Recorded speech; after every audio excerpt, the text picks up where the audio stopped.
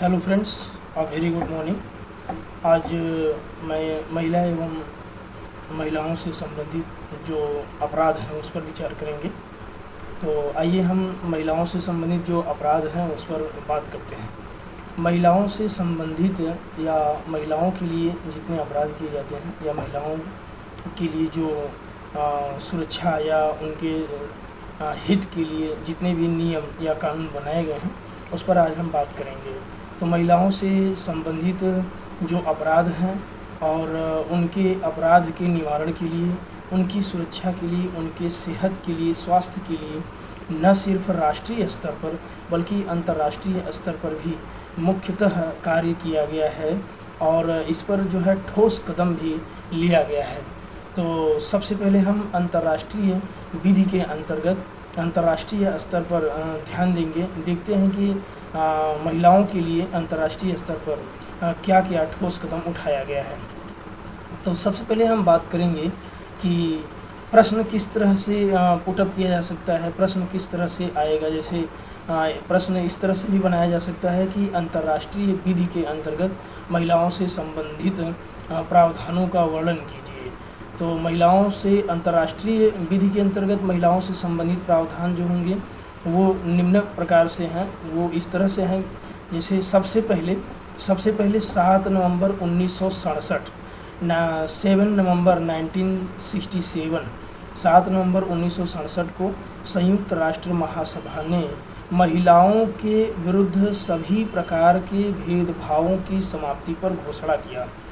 सबसे पहले महासभा द्वारा ये प्रयास किया गया कि महिलाओं के विरुद्ध जितने प्रकार के भेदभाव हैं सभी प्रकार के भेदभाव की समाप्ति पर घोषणा किया और ये एक प्रकार का डिक्लेरेशन था। इसको अंगीकार किया। अंगीकार करने के बाद 18 दिसंबर 1979 को एक बहुत बड़ा अभिसमय अंगीकार किया गया। इस अंगीकार में भी महिलाओं के अधिकार से संबंधित, उनके शोषण के विरुद्ध और उनके साथ हो रहे भेदभाव को मिटाने के लिए, भेदभाव को समाप्त करने के लिए ठोस कदम उठाया गया और इसमें निर्णय लिया गया। तत्पश्चात यह 3 सितंबर 1981 से प्रभावी हो गया। 1981 से प्रभावी हुआ और इसमें, इस अधिनियम में या कह सकते हैं कि इस अभिसमय में कुल 30 अनुच्छेद हैं। 30 अनुच्छेदों में महिलाओं के लिए अलग अलग प्रकार की जो है कि बातें बताई गई हैं कि महिलाओं के हित के लिए, महिलाओं के हित में अलग अलग प्रकार की व्यवस्थाएं की गई हैं। तो इसमें इस अभिसमय को बहुधा महिलाओं के अधिकारों का अंतर्राष्ट्रीय बिल भी कहा जाता है। जो अभिसमय है इसे कहा जाता है महिलाओं के अधिकारों का अंतर्राष्ट्रीय बिल।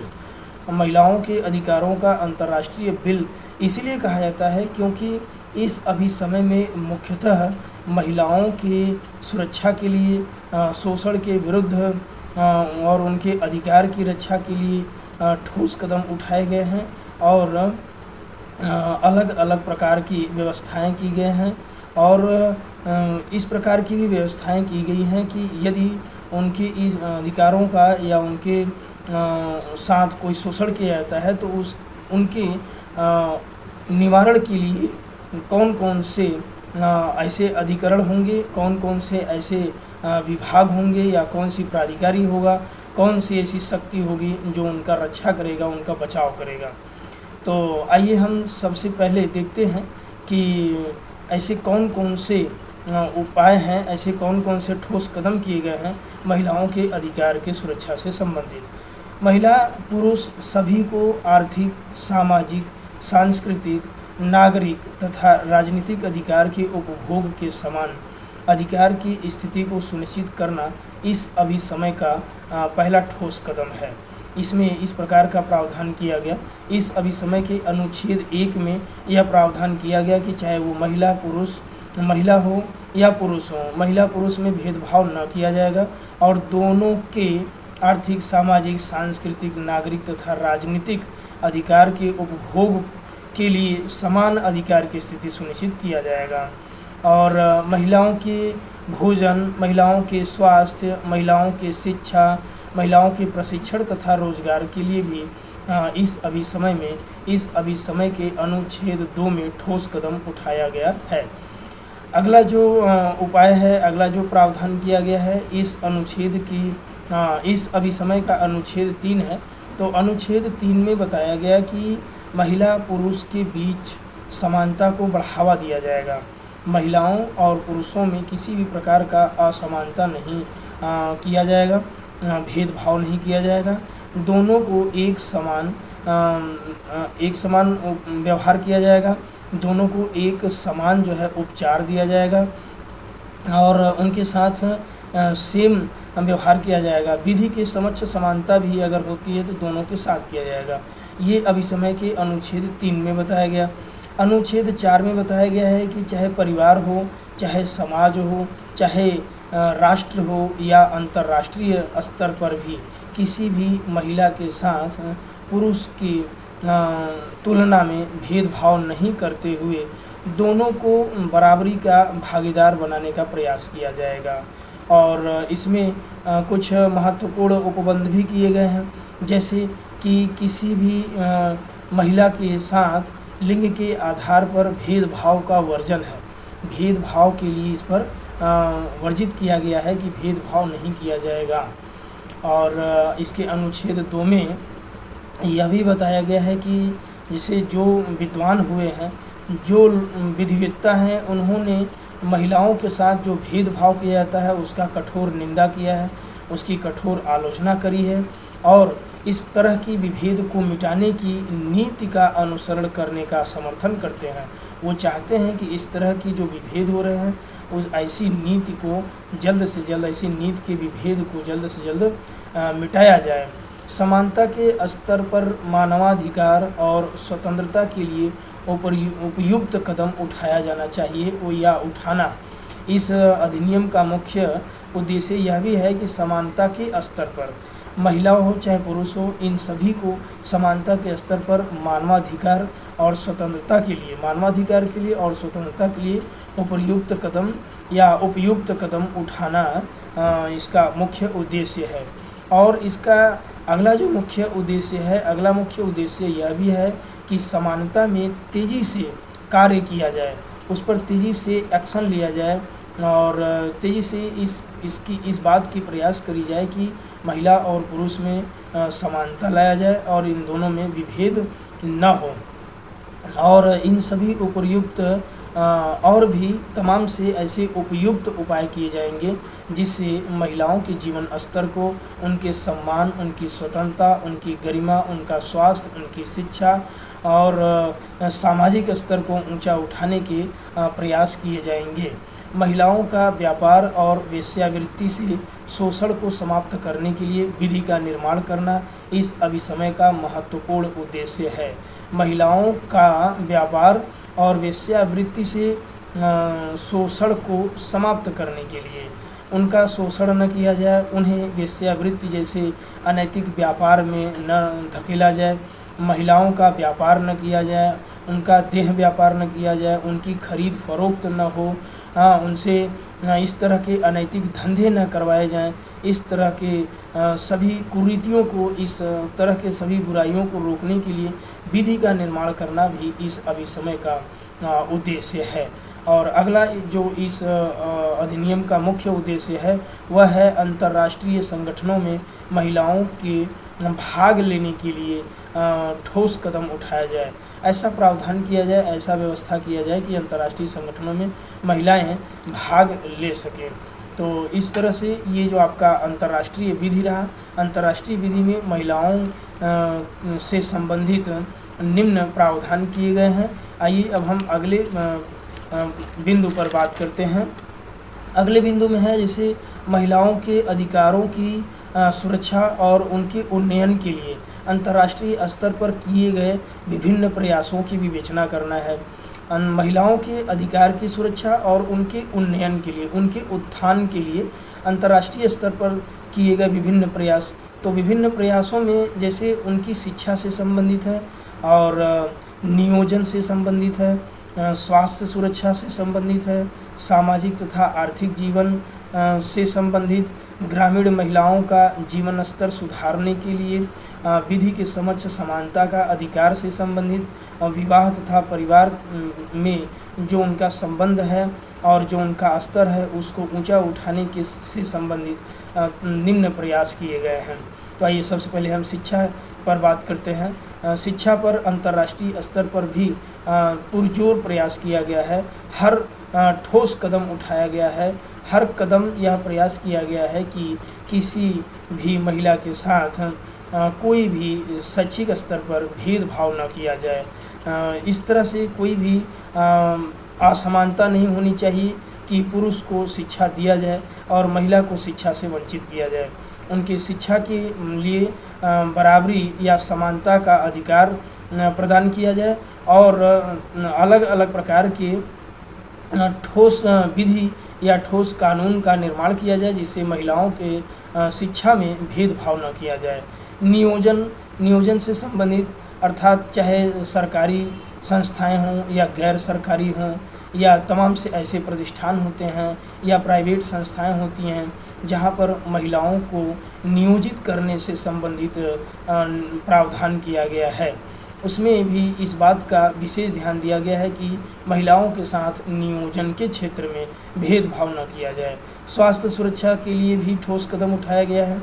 स्वास्थ्य के लिए भी इस बात का विशेष ध्यान दिया गया है कि किसी भी महिला के साथ इस तरह का भेदभाव न किया जाए जिससे उनके स्वास्थ्य को नुकसान हो, वो शोषण या कुपोषण की शिकार हो जाएं।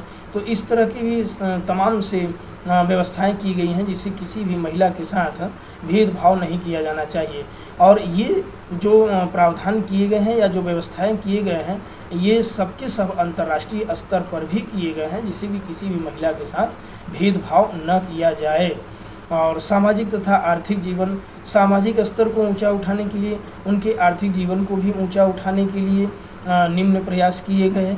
जैसे उनको बैंक में खाता खुलवाने के लिए, समाज में उन्हें चाहे वो राजनीतिक है, आर्थिक है, नागरिक है, शैक्षिक है या जो स्वतंत्रताएं हैं जैसे बोलने का या मनोरंजन का या अपने किसी विशेष गुण का प्रदर्शन करने के लिए, चाहे वो नृत्य हो सकता है, गायन हो सकता है, वादन हो सकता है, किसी भी फील्ड में यदि उनके अंदर इस तरह की कोई गुण है, कोई हुनर है तो वो अपने स्तर को ऊंचा उठाने के लिए उनको एक प्लेटफॉर्म तैयार किया जाएगा जिस प्लेटफॉर्म के माध्यम से उनके सामाजिक स्तर को ऊंचा उठाया जाए और उनके आर्थिक जीवन में सुधार आए और वो आर्थिक रूप से पिछड़े न रह करके अगड़े भी बने और वो आगे आएँ। विधि के समक्ष समानता का जो अधिकार है उसमें भी इस बात का विशेष प्रावधान किया गया है कि चाहे वो पुरुष हो या महिला हो, अगर विधि के समक्ष आते हैं या विधि के समक्ष दोनों को समानता का अधिकार दिया गया है। उनके लिंग के आधार पर विभेद करते हुए इस तरह की कोई भी जो है व्यवस्था या कुप्रथा या कुव्यवस्था नहीं किया जाएगा जिससे कि उनके अंदर असमानता का भाव पैदा हो और असमानता बनी रहे। चाहे वह महिला है चाहे पुरुष है, दोनों को विधि के समक्ष समानता का अधिकार है। विवाह तथा पारिवारिक संबंध, जैसे जिस प्रकार से पुरुषों को तमाम से कानून के माध्यम से अपने मनपसंद के स्त्री या अपने मनपसंद की महिला या लड़की से विवाह करने का अधिकार है, उसी प्रकार से महिलाओं को भी अपने मनपसंद के लड़के से विवाह करने का अधिकार है। यह बात न सिर्फ राष्ट्रीय स्तर पे बल्कि अंतर्राष्ट्रीय स्तर पर भी मानवाधिकार के अंतर्गत विशेष ध्यान दिया गया है। इसमें जो पारिवारिक संबंध है, परिवार में जितना निष्ठा, जितना सम्मान, जितनी गरिमा, जितना ओहदा एक पुरुष सदस्य का होना चाहिए उतना ही महिला सदस्य का भी होना चाहिए। इस बात का विशेष प्रावधान अंतर्राष्ट्रीय स्तर पर महिलाओं के अधिकारों की सुरक्षा और उनके उन्नयन के लिए किया गया है। अगला जो आपकी विशेष बिंदु है, महत्वपूर्ण बिंदु है, वह है महिला सशक्तिकरण। और महिला सशक्तिकरण के लिए जो राष्ट्रीय नीतियां हैं और निम्न कार्यक्रम हैं, तो इस तरह से भी प्रश्न आ सकते हैं कि महिला सशक्तिकरण के लिए राष्ट्रीय स्तर पर नीतियां और कार्यक्रम कौन कौन से हैं। तो जैसा कि कहा गया है, हमने सुना है, हम सब जानते हैं कि यत्र पूजयन्ते नारी तत्र रमन्ते देवता, अर्थात जहाँ नारी की पूजा होती है वहाँ देवता वास करते हैं। इसलिए हमारे देश में भी महिलाओं के सम्मान के लिए, गरिमा के लिए, उनकी स्वतंत्रता के लिए, उनके सामाजिक उन्नयन के लिए, उत्थान के लिए, आर्थिक, राजनीतिक, नागरिक हर तरह के उत्थान के लिए, उन्नयन के लिए पुरजोर प्रयास किया गया, ठोस कदम उठाया गया। इसी क्रम में 1971 में महिला की स्थिति का अध्ययन करने के लिए एक समिति बनाई गई। इस समिति का यह कार्य था कि महिलाओं की स्थिति का अध्ययन करे, और यह समिति 1975 में अपना रिपोर्ट सौंपा, और इसके रिपोर्ट के आधार पर एक अधिनियम बनाया गया। महिलाओं के सशक्तिकरण का विशेष प्रावधान किया गया। साथ ही साथ 1979 में समान वेतन अधिनियम का भी निर्माण किया गया। समान वेतन अधिनियम भी पारित किया गया, और सरकार द्वारा सन 1961 और 1976 में मातृत्व हित लाभ अधिनियम भी पारित किया गया था। सन 1961 और 1976 में जो मातृत्व हित होता है या मातृत्व हित के लिए जो लाभ होते हैं, इसके लिए भी एक अधिनियम पास किया गया, जिसके तहत मातृ लाभ या मातृत्व लाभ महिलाओं को दिया जा सके या महिलाओं तक पहुंचाया जा सके। महिलाओं के हित के लिए और महिलाओं की स्थिति का अध्ययन करने के लिए तमाम से प्रशिक्षण केंद्र भी बनाया गया, जिसमें महिलाओं की स्थिति का परीक्षण किया जा सके, अध्ययन किया जा सके, और उनके ट्रेनिंग के लिए, महिलाओं के प्रशिक्षण के लिए सरकारों द्वारा समय समय पर प्रशिक्षण केंद्र भी बनाए जाते रहे हैं। और 1993 में महिला समृद्धि योजना बनाया गया।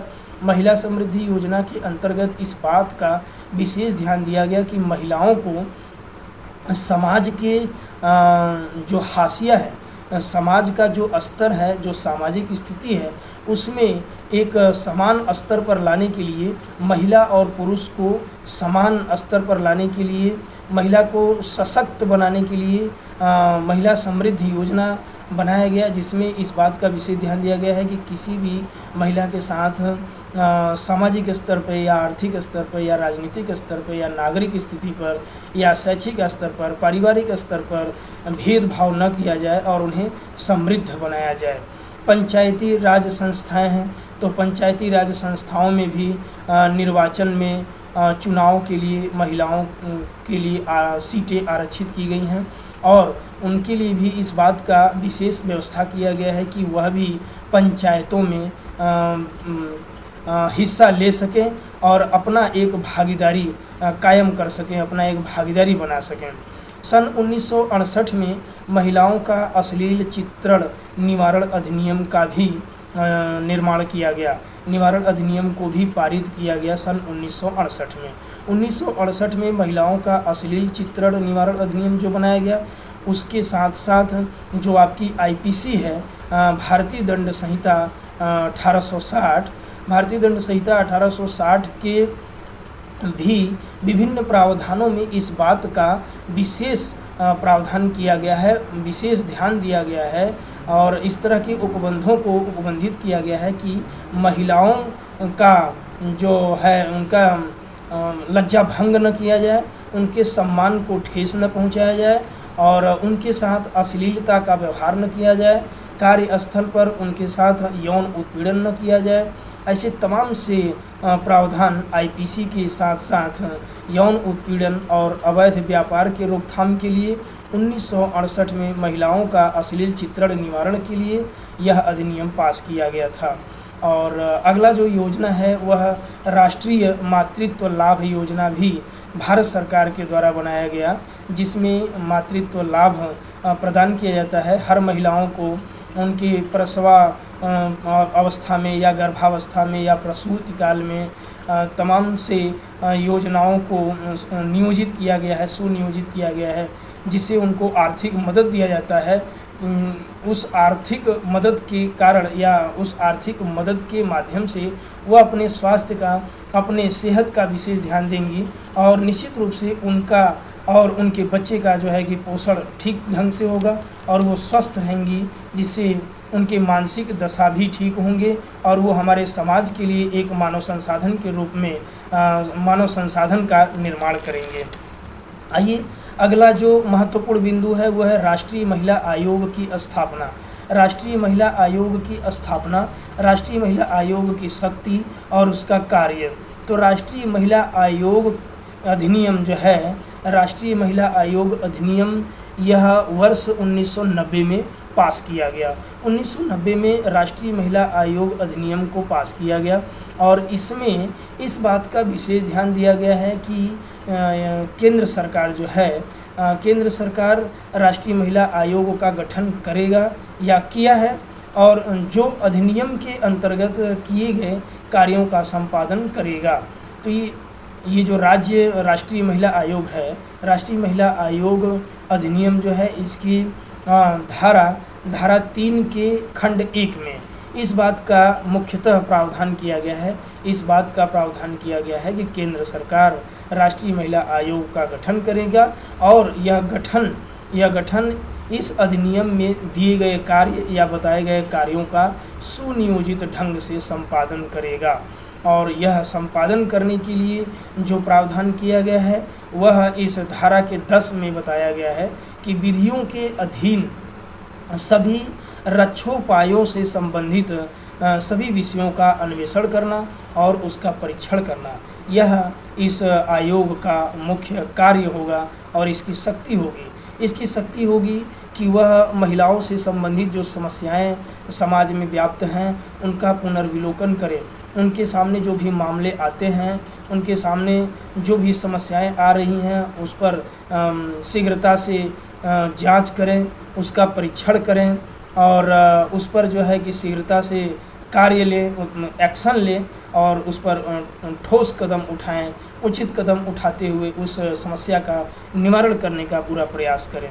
महिलाओं के मामलों को सक्षम अधिकारियों के समक्ष उठाना, महिलाओं के अधिकार के लिए या महिलाओं के मामले के लिए जो सक्षम अधिकारी हैं उनके सक्षम उठाना इस आयोग का मुख्य कार्य है।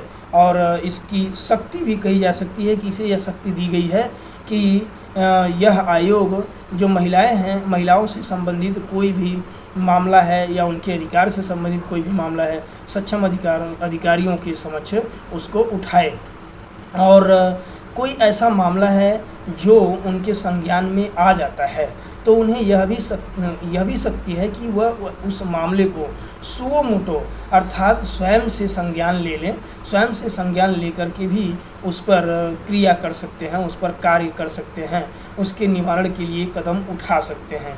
अधिकार से संबंधित मामले को यथाशीघ्र ध्यान में रखते हुए, संज्ञान में लेते हुए ठोस कदम उठाएंगे और उसके निवारण के लिए संबंधित जो अधिकारी हैं या जो संबंधित विभाग है उन विभागों को इस बात का निर्देश देंगे कि वह ऐसे मामलों का निरीक्षण परीक्षण करे और इस मामले का निस्तारण करे, उसका निवारण करे। संघ और राज्य के अधीन महिलाओं के विकास की प्रगति का मूल्यांकन करना भी राष्ट्रीय महिला आयोग का मुख्य कार्य है और उसे यह शक्ति है कि संघ और राज्य के अधीन जो महिलाओं के विकास से संबंधित, महिलाओं के अधिकार से संबंधित या उनकी प्रगति से संबंधित जितने भी मामले होते हैं उसका मूल्यांकन करे और उस पर ठोस कदम उठाए।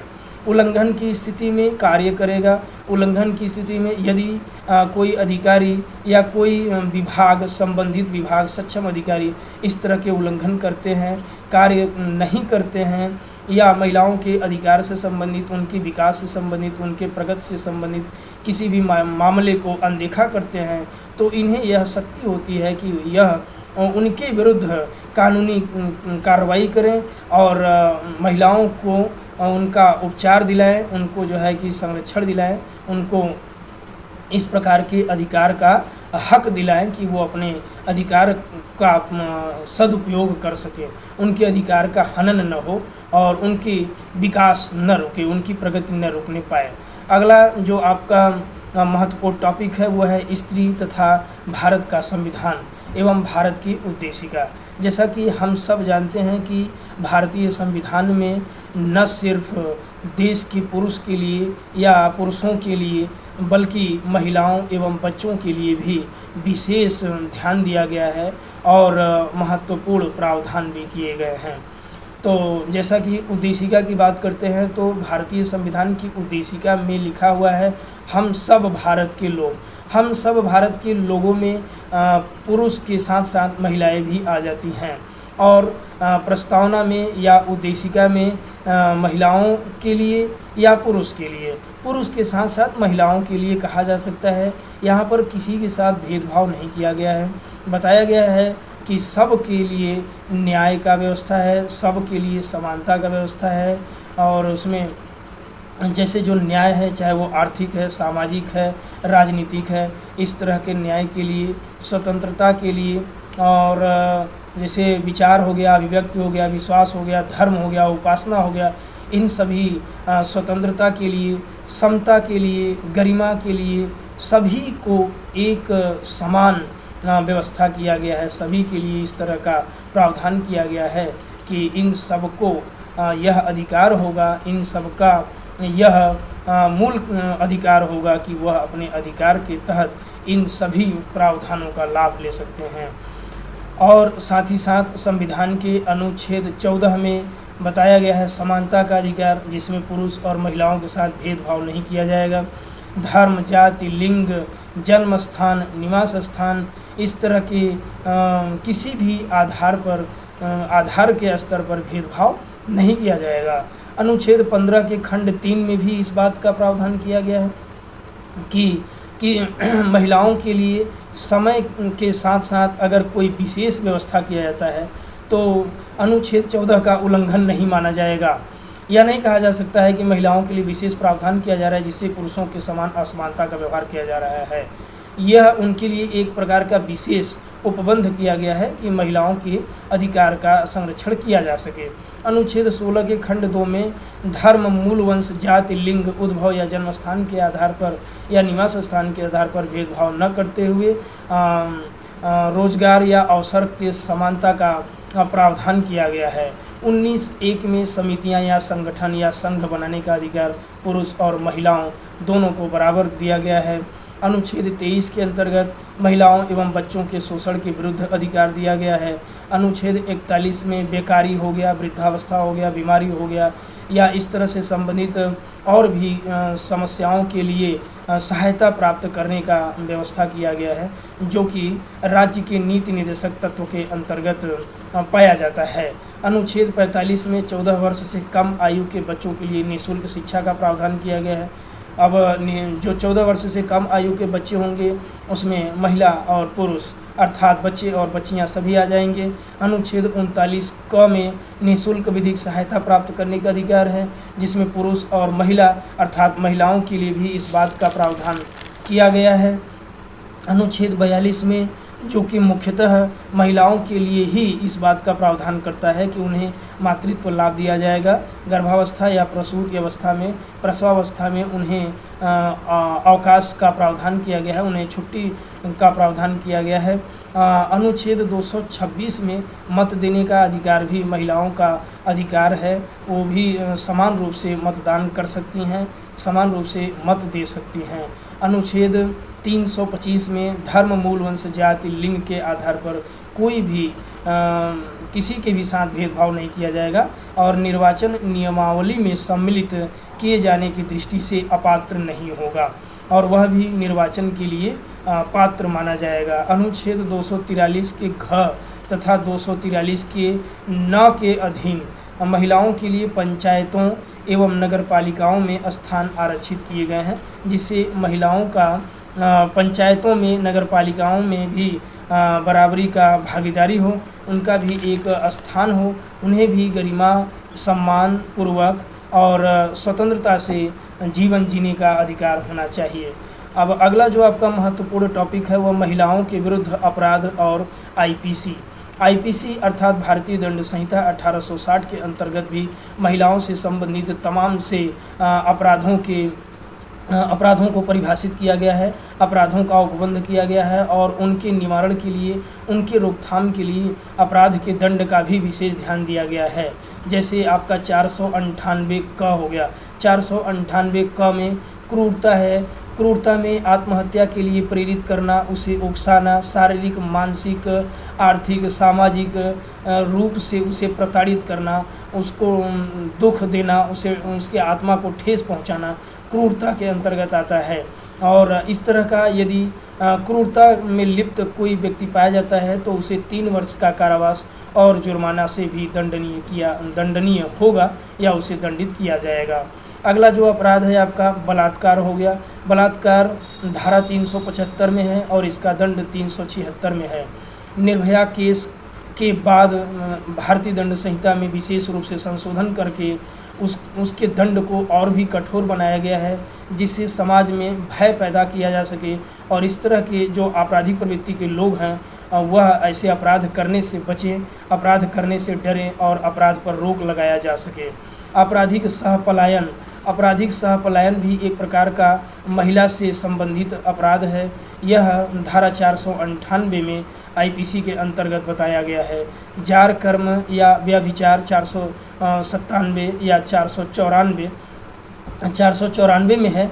494 में जार कर्म या व्यभिचार, इसको जो है इस पर भी रोक लगाया गया है। और दहेज अपराध हो गया। दहेज अपराध जैसे आपका 498 धारा 498 भारतीय दंड संहिता धारा 498 ख में बताया गया है। और दहेज के अपराध के अंतर्गत दहेज लेना एवं दहेज देना दोनों ही प्रकार के जो कार्य होंगे। इस प्रकार से अगर कोई दहेज लेता है या दहेज देता है तो दोनों ही कृत्य दहेज अपराध के अंतर्गत आएगा और उसके लिए दंड का प्रावधान किया गया है।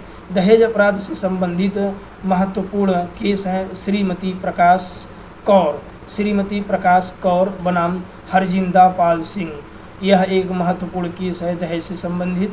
और दूसरा जो महत्वपूर्ण केस है वह है विकास बनाम राजस्थान राज्य। राजस्थान राज्य इस मामले में दहेज से संबंधित माननीय न्यायालयों द्वारा महत्वपूर्ण आदेश दिया गया। घरेलू हिंसा से संरक्षण अधिनियम 2005 जो कि अगला महत्वपूर्ण बिंदु है। घरेलू हिंसा से संरक्षण अधिनियम 2005 की धारा 3 के अनुसार इसको परिभाषित किया गया है। इसके अंतर्गत जैसे शारीरिक हिंसा हो गया, लैंगिक हिंसा हो गया, मौखिक और भावनात्मक हिंसा हो गया, आर्थिक हिंसा हो गया। इस तरह से यदि कोई किसी महिला के साथ भेदभाव करता है, उसे प्रताड़ित करता है, उसके साथ क्रूरता करता है, चाहे वो शारीरिक हो, लैंगिक हो, मौखिक हो, भावात्मक हो या आर्थिक हो, तो ये सब के सब जो है हिंसा के अंतर्गत आएंगे। और इनकी संरक्षण के लिए इस पर रोक लगाने के लिए घरेलू हिंसा से संरक्षण अधिनियम 2005 पारित किया गया। इसमें बताया गया कि यदि कोई व्यक्ति किसी महिला के साथ शारीरिक हिंसा करता है या लैंगिक हिंसा करता है, उसके साथ जोर ज़बरदस्ती करता है, उसकी अनिच्छा होने पर भी उसके साथ प्राकृतिक या अप्राकृतिक ढंग से मैथुन करता है या उसको ऐसे कार्य करने के लिए उकसाता है या करने का प्रयास करता है। मौखिक और भावात्मक हिंसा जैसे उसको ताना मारना, उसके मन को ठेस पहुंचाना, उसको गंदे वाक्य या गंदे शब्दों का प्रयोग करके उसकी मनोबल को कमज़ोर करना या उसको हमेशा उसकी निंदा करना, ये सभी जो है मौखिक और भावात्मक हिंसा के अंतर्गत आएंगे। आर्थिक हिंसा के अंतर्गत उसके जो आर्थिक स्थिति है, आर्थिक स्थिति से हमेशा तंग रहे या आर्थिक स्थिति के लिए उसे तंग करना, उसको जो है अर्थ से कमज़ोर करना, आर्थिक रूप से कमज़ोर बनाना, जिससे कि वह आर्थिक हिंसा का शिकार हो सके। तो ये सभी समस्याएं घरेलू हिंसा से संरक्षण अधिनियम 2005 के अंतर्गत बताई गई और इस पर रोक लगाने के लिए ठोस कदम उठाया गया। इस अधिनियम का जो मुख्य उद्देश्य है महिलाओं के अधिकारों के लिए या महिलाओं के अधिकारों के अधिक प्रभावी बनाने के लिए और अधिक प्रभावी ढंग से संरक्षण के लिए जो परिवार से उद्भूत किसी भी प्रकार की हिंसा से पीड़ित है ये ठोस कदम उठाएगा। और केंद्रीय सरकार को नियम बनाने की शक्ति इस अधिनियम की धारा 37 में बताया गया है कि केंद्र सरकार नियम बनाएगा, ऐसे ठोस कदम या ठोस उपाय करेगा जिससे महिलाओं के साथ हिंसा न हो और उन्हें सम्मानपूर्वक गरिमा के साथ स्वतंत्रता से जीवन जीने का अधिकार हो और वह भी समाज में एक बराबरी का दर्जा प्राप्त कर सके। अगला जो है कार्यस्थल पर महिलाओं का उत्पीड़न। कार्यस्थल पर महिलाओं का उत्पीड़न से संबंधित एक महत्वपूर्ण केस है विशाखा बनाम राजस्थान राज्य। विशाखा बनाम राजस्थान राज्य के मामले में माननीय न्यायालय द्वारा यह निर्देश दिया गया कि कार्यस्थल पर महिलाओं के साथ जो लैंगिक उत्पीड़न हो रहा है, उनके साथ जो छेड़छाड़ या उनके साथ जो लैंगिक अपराध किए जा रहे हैं, उसके निवारण के लिए ठोस कदम उठाए जाने चाहिए। चाहे वह सरकारी कार्यस्थल हो, चाहे गैर सरकारी कार्यस्थल हो, कोई भी संस्था हो, प्रतिष्ठान हो, विभाग हो, हर जगह या हर विभाग में इस तरह के समुचित उपाय, समुचित व्यवस्थाएं की जानी चाहिए कि महिलाओं के साथ लैंगिक उत्पीड़न न किया जाए। और अगला जो आपका महत्वपूर्ण बिंदु है गर्भ का चिकित्सकीय समापन 1971। गर्भ का चिकित्सकीय समापन 1971 एवं लिंग चयन प्रतिषेध अधिनियम 1994। इन अधिनियमों को भी महिलाओं के सुरक्षा के लिए, महिलाओं के हित के लिए ही बनाया गया था। इस बात का विशेष ध्यान दिया गया था कि किसी भी महिला की इच्छा के विरुद्ध या युक्तियुक्त